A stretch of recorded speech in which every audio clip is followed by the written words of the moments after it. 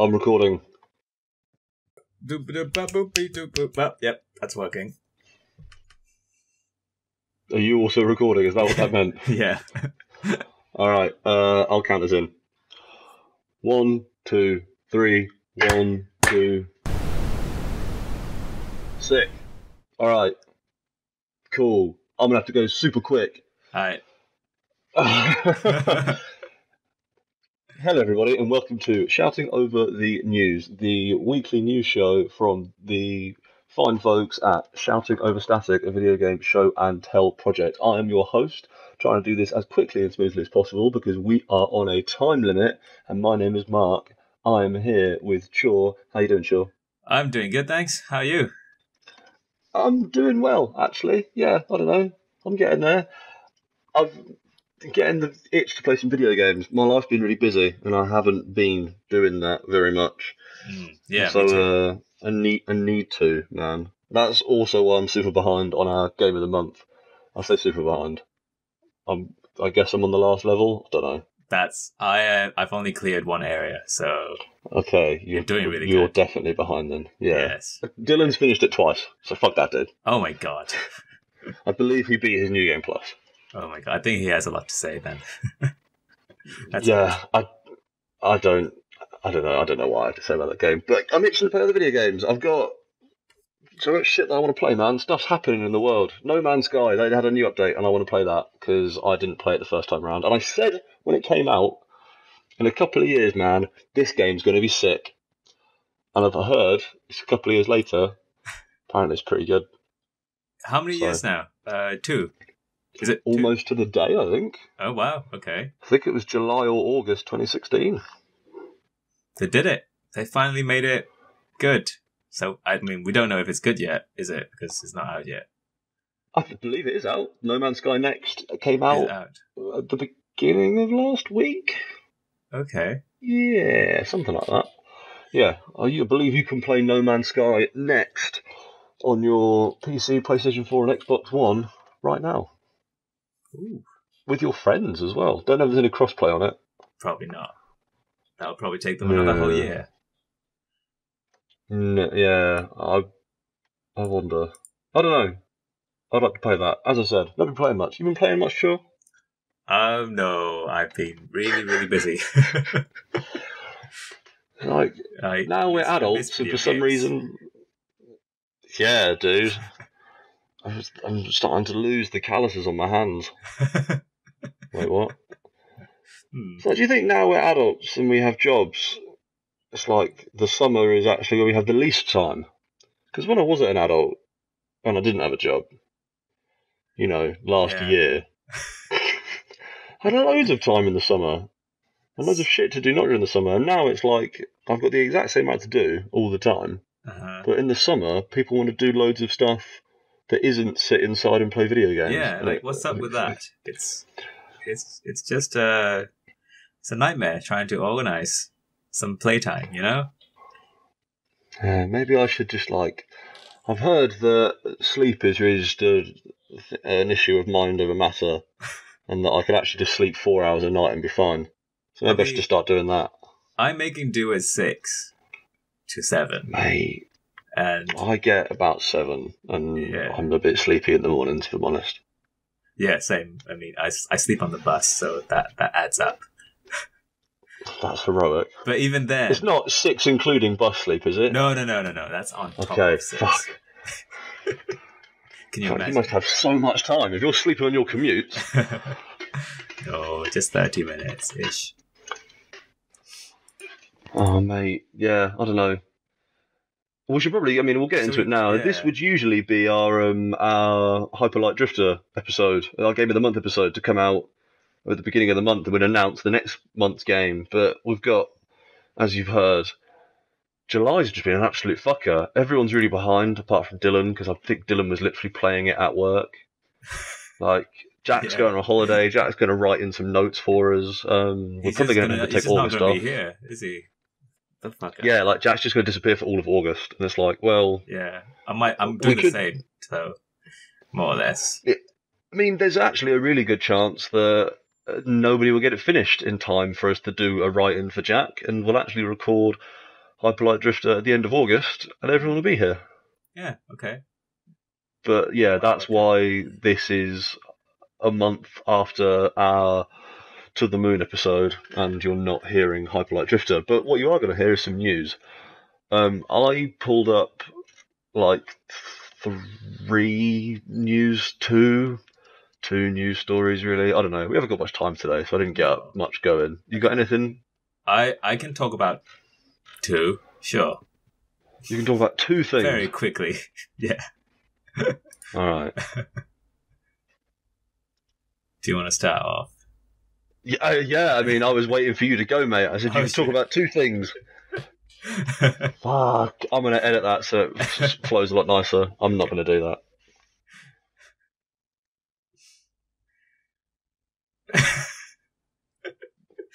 What the fuck, man? Wait, am I supposed to go now? What's happening? Right, my news stories. So remember when Cyberpunk 2077 got its E3 hype and like the entire world popped a collective boner and it was awesome? Yes. And they said, "Ayo." and they said, what? You fucked that up. I'm going to go right behind the scenes here. I'm not going to cut this out either. Kyaw was like, Mark's not the kind of fucking idiot who would be able to just listen to it and work out where everything went horribly wrong. So I'm going to really distract him mid-sentence by just typing 6 minutes, do a cut, in the Discord chat that we're using for this. Hey, man. And it completely threw me off. I thought it'd make it easier for you. I know, because there's a lot of audio glitches that just happen and bits that you have to punch up, so I just listened to the whole thing when I edited it. Alright, fair enough. Cyberpunk, let's go! So, it was first person, and I was like, mate, that's going to be fucking great. Yeah. And you were like, oh, the internet doesn't agree. And I was like, but imagine being in first person and being just surrounded by all these like neon skyscrapers and shit, and it's just going to be so fucking real. And I was really hyped about it. Well, CD Projekt Red Quest designer Patrick Mills did an interview in the latest issue of Official Xbox Magazine, in which he talks a lot about how the quests within Cyberpunk are going to cover political topics and about the inherent political discussion of Cyberpunk as a genre and yada yada yada. But there's just the bit in here that I thought was more exciting than the guys who made The Witcher 3 are probably going to try and have some sort of interesting intellectual discussion throughout their quest lines, because fucking of course they already did that. Yeah. Was a bit in here he says you got to have first person because it's immersive. It's like, go play a third person game such as The Witcher 3 and look up and just try to look straight up, and you'll find that the immersion never truly works. It never feels you're looking up. It just feels like you're moving a camera around. And that's exactly what I was trying to say when it's first person, when you stand in the grimy fucking Blade Runner looking streaks of Cyberpunk and you look up, it's gonna be fucking awesome. Yeah. That's what. Yeah, I'm just hyped about that. Yeah, it's just you get I don't know the feeling of almost claustrophobia, right? Where everything's so big and you're just embedded on this grimy streets, and yeah, I totally agree. I'm so hyped for that game, man. Holy shit! Like I don't know what it was, but when they said first person, and suddenly it just you lost it. I think I love a good bit of fucking grimy, depressing sci-fi in first person. I'm all about Half-Life 2, man. Half-Life 2 is like the best parts of Half-Life 2 are walking around a city that's just fucked and it's like all sci-fi. And yeah, I'm hyped. It's too empty, Half-Life for me. Yeah, it's very 2004. Yeah, surprising number of NPCs for then, but for now it's like, it's like 12 people live in an entire city. Yep. Yeah, I don't know. I'm hyped for Cyberpunk, and I saw that article, and I was like, not only are they going to continue making good quests, but also they get why it's cool that it's first person. Yeah. Do you think they'll show it at Gamescom, end of August. God, I hope so. I hope it's a. So, the thing is, right, I really want them to, because apparently that gameplay demo is sick. But also, CD Projekt had got burnt so hard from showing footage too early. Yeah, they really did. But also, the gamers, or whoever reads these articles, they're terrible people. Yeah, but I mean, I still see people on like forums and shit throwing shade at CD Projekt Red and The Witcher 3 because it didn't look right. What still? Yeah, man. Like, I've seen it come up within. Obviously, I think the discussion has re-emerged because of Cyberpunk not showing off its gameplay demo. But that in itself, I think the fact that Cyberpunk didn't show off its gameplay demo and people have like remembered, and now people are going back to throwing shade about the fact that The Witcher 3 didn't look as good as that first demo. It's just, yeah. Yeah, I mean, it's still an incredible looking game, but you can't please everyone. So you might as well show the demo, just get everyone hyped, and fuck the haters. Yeah, maybe. What news did you have, Chill? Well, the one I have is Spider-Man. The new one by Insomniac Games is gone gold, and they released a little meme image with it of Spidey sitting on a desk. Cool. Are you familiar with When's that? When's the release date on that? September 7th. Alright, so I mean that kind of makes sense, right? They've got to start pressing discs. Yes, yeah. Or upload it onto servers. You know how long that takes. Yeah, man. I mean, I bet Insomniac's got bad internet. That's just my guess. No, I'm unfamiliar with this meme, sure. What? This is the one. This is the meme where it's like, oh, everyone's gone and done doing X, but I'm just sat here doing X. That meme. Maybe you're just not familiar with memes. Yes. Is that a good answer? Yes, I'm not familiar with memes. Yeah, okay. That's fair enough. Yeah. I don't know. Yeah, that's cool. I'm excited to play that game. I've heard that a lot of the bits they've been showing in their press conferences and gameplay demos are the weakest parts of that game. Oh, really? Yeah, so it seems like they're showing off behind closed doors and in like private sessions the bits when you just swing around the city and like it's super fluid and streamlined and cool and you're just flying around. Yeah. And apparently that stuff looks incredible and like looks a lot stronger than some of the just like straight up combat shit they've been showing in their trailers, because like that last trailer, especially in the prison escape, it didn't make the most exciting use of like Spider-Man's quite unique movement capabilities, and I think it ended up just looking a bit like Arkham Asylum, Arkham Batman derivative. I don't know. That was me personally as a cynic. Yeah. No, I'm with you. It's got that very similar combo fighting system, doesn't it?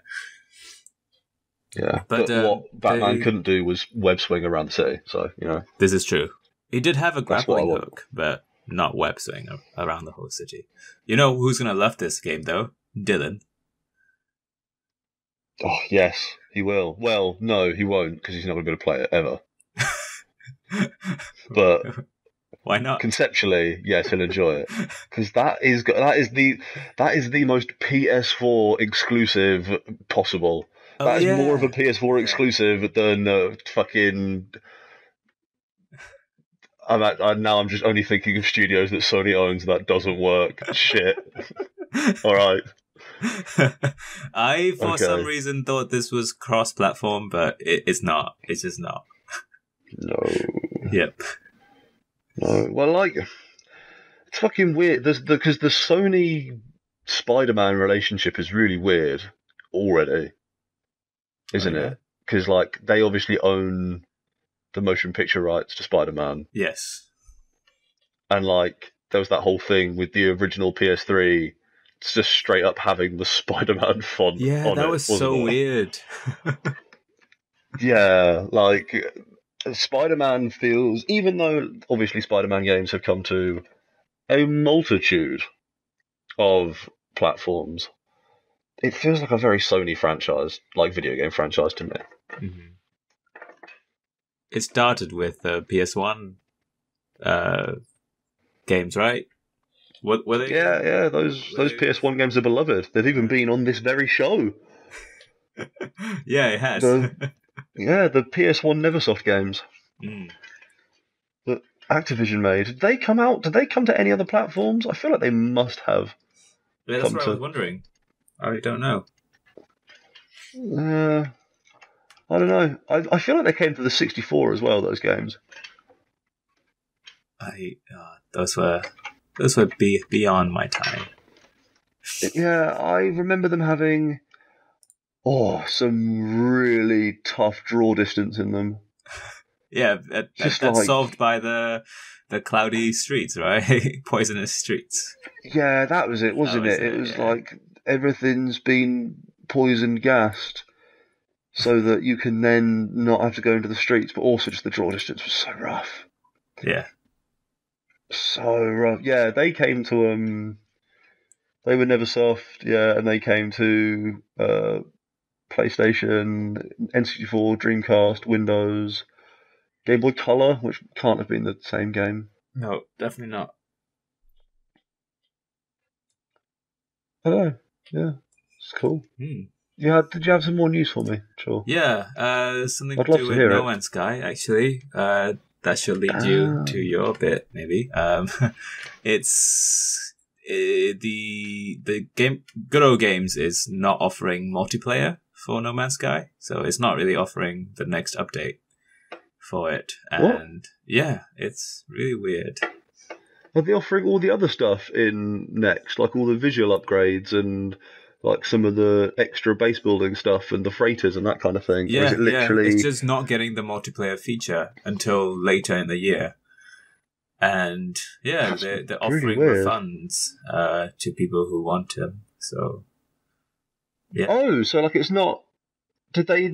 Was it like broken or something? They had to take it out, or yeah, it's very possible. They said so. This is a statement. We know that many of you expressed disappointment about the lack of new multiplayer feature in the latest update to No Man's Sky. We have limited control over games and content updates, and we want you to have the best and risk-free experience possible when you buy a game on GOG.com. So they're probably just covering themselves, protecting themselves from any backlash that may be. Yeah, I mean, obviously GOG does its whole like DRM free stuff and some other bits and pieces. I bet actually releasing a brand new multiplayer focused game into GOG is probably a nightmare. Yeah. Does it even have integrated friend list systems in GOG? Yeah. Yes. Yeah, because you have to use their external client. Yeah. The Galaxy. GOG Galaxy, don't you? Yeah. Which, like, actually, of all the clients, I quite like GOG Galaxy. Yeah, it's really light. Yes, and super clean. Like, it's got a nice interface to it, and I like that it does like a news thing on the homepage where it'll pop you out some like, here's some stuff that's happened in some of these games, or like things that have released, or like updates that have occurred. And obviously you couldn't do that on Steam because Steam's such a fucking lawless wasteland that like nothing would ever remain on that list for longer than 5 seconds. Yeah. But it's cool that GOG keeps their shit tight enough they can do it. Yeah.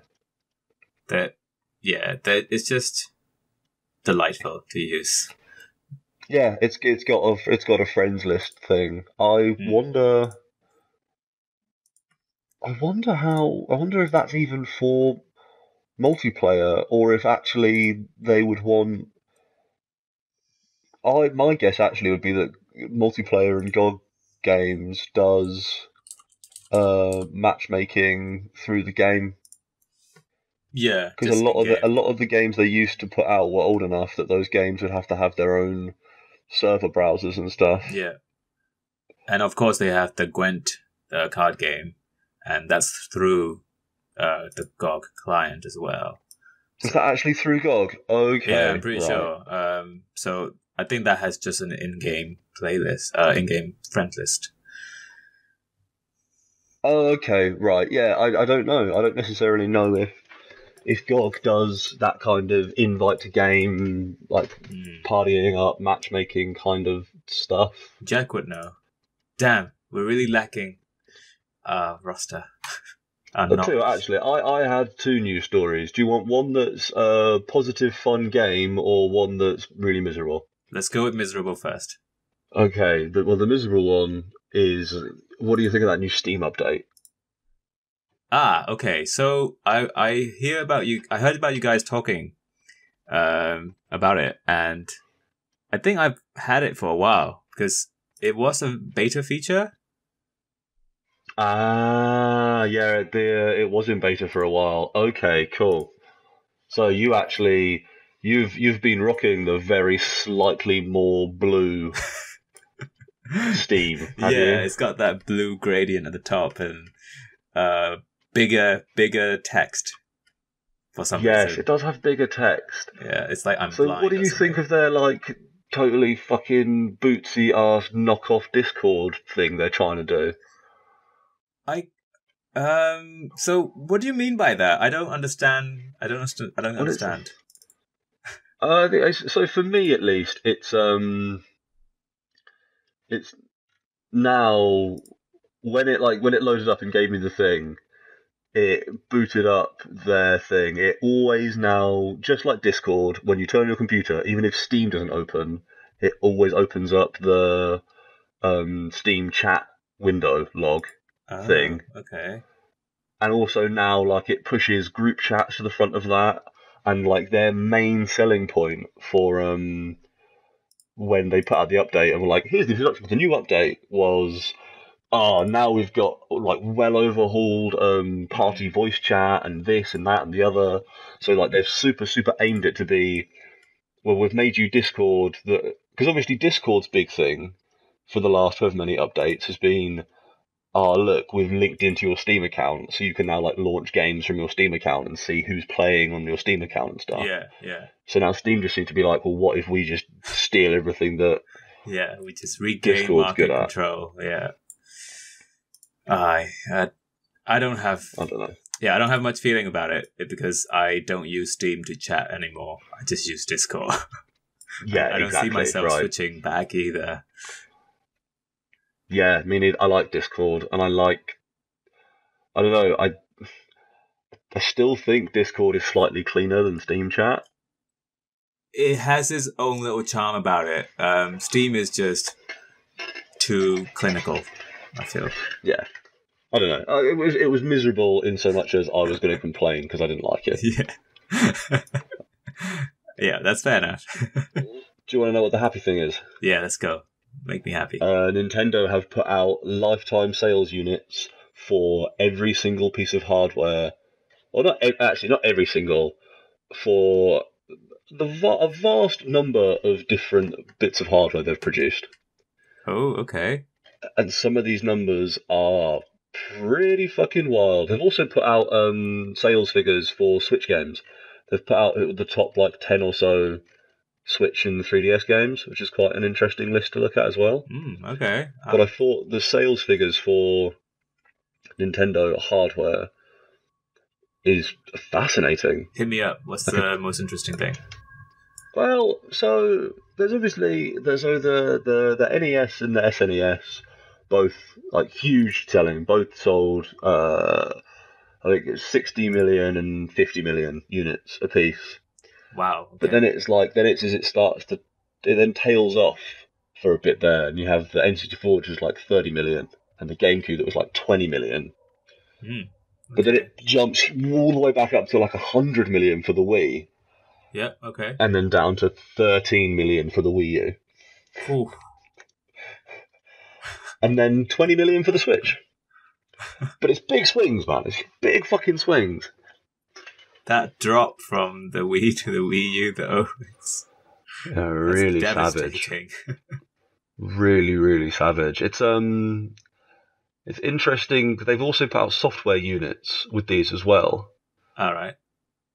And so it's kind of interesting to see, looking at it, like how many games each console sort of got per console, like per purchaser, and just sort of seeing, well, which trended slightly more, like which ways.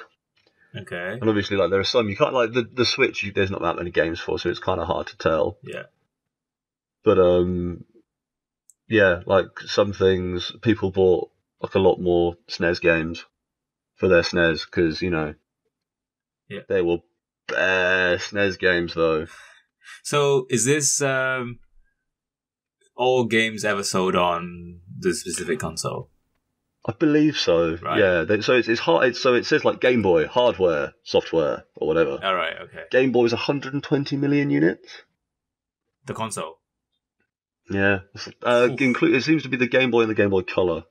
All right. Okay. And what about software for Game Boy? 500 million units. Oh damn! I bet Imagine that's not selling 500 million games. That's crazy. Yeah, I don't know. I just think it's interesting. The Nintendo Wii, with its 100 million selling, obviously has done a bit better in the software. Though I'm surprised by this because so this is the one that really surprises me, right? Because it sold 100 million in the hardware, 920 million in the software. Oh my god! That's so much. So the hardware sold less than the Game Boy, but they sold more software, basically. Yeah, by almost a factor of 2, which I really didn't expect, right? Because like the Wii seems like the one where people would have bought. Do you reckon? A Wii? Yeah. And then just being like, well, actually, Wii Sports is what I need for this. All the other software for this console is notoriously shit. That's what I'm wondering. It must count the Wii Sport bundle or whatever. And that's already 500 mil, right? That came with the console. Yeah, well, I mean, then that's 100 million software sold there, right? Because there's 100 million consoles sold. I don't know. It's pretty crazy, man. They're interesting numbers to look at. Yeah. Just because the story of Nintendo is pretty wild. The fact that the Nintendo Switch is a year old and has dramatically outsold the Wii U is kind of sad. Because you were a huge fan of the Wii U, weren't you, when it came out? I think it's really, really cool, and there's like 5 good games for it. And I don't necessarily even think that that's a lie either. I think that is just like kind of the sad truth of the Wii U is that it's a. Does the software sales reflect those 5 games from the hardware sale? No, the software sale. I mean, those are the 5 good games. Yeah. People could also have bought 5 bad games, which is why it's about a 1 in 10. But I mean, I think that in it's like it fluctuates back and forth. Between like down to one console 8 games or like one console like 11, but it tends to be people buy like one console about 10 games. Yeah, that sounds about right. Yeah. Which is wild, right? Because I own more than 10 games for basically all my consoles apart from the Wii U. So then there must be people who own a lot less than 10. Yeah. Through the laws of i.e. statistics. me with the PS4. Oh yeah, how many PS4 games do you own? Like 3. Dude, there are more than 3 good games on the PS4. I know, dude. I can say that as a fact. I know. I just need time. Time to do what? Play them. To play them, yeah. Speaking of time. We're out. Yeah. I'm looking at this waveform, I might have just spoken non-stop for the last half an hour. I think you spoke quite a lot. Yep. You had more interesting news. Sorry. That's okay. I don't know. I'll let you talk next week. Thanks. Hopefully, I'll Sorry, have more mate. than 5 minutes of research on news. Yeah, we just kind of ran into this one, freestyled it. Yeah. I know I talk a lot, but yeah, shit. Alright, sure, it's been a pleasure. Thanks for having me. I hope you have a good evening, man. You too, man. You too. Yeah, be good. You can find us on the internet. Google the name of this podcast, then just sort of look around on that YouTube channel and that iTunes page and that SoundCloud. Work it out. I don't know what this podcast is going to be called though, so maybe it will be something with really bad SEO, and this bit won't work. Who knows? That's for the me of later this evening to work out. Catch us later. Catch us around. Catch us on the internet at Shouting Over Static. Bye. Bye-bye.